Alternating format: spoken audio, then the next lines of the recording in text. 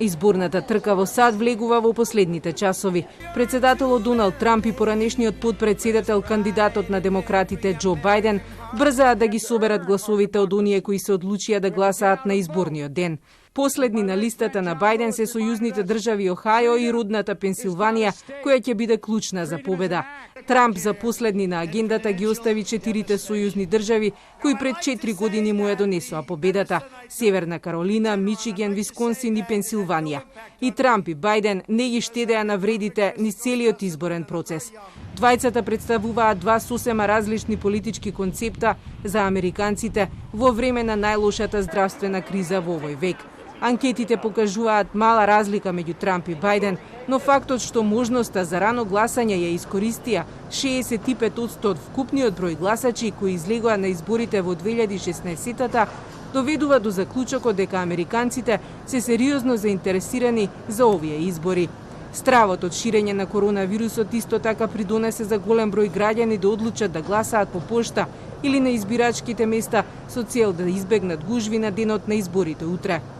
Трамп вчера повторно изрази сомнеж за ваквиот вид на гласање и се осврна на интегритетот на американскиот устав. Според него, пребројувањето на гласовите испратени по пошта ќе трае многу подолго од изборниот ден и најави дека поради тоа би можеле да се вклучат и неговите адвокати.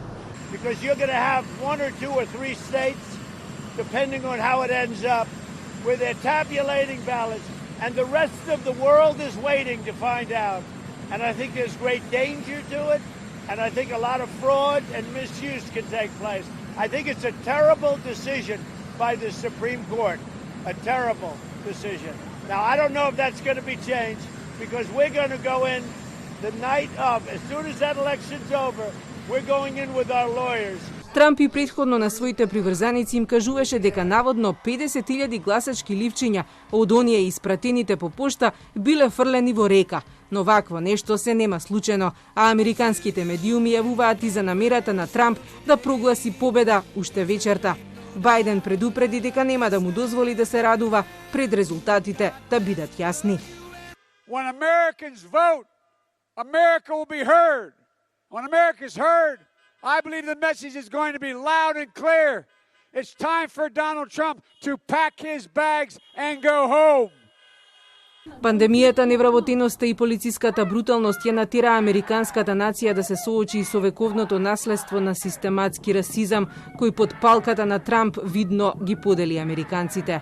Ако Трамп добие уште еден мандат, неговото нескротливо владење ќе ја трансформира Америка и светот во една нова разочарувачка слика, велат аналитичарите. Победа за демократот Бајден ќе значи крај на еден траен хаос, навредите кон науката, вистината и фактите во секоја сфера на американскиот живот.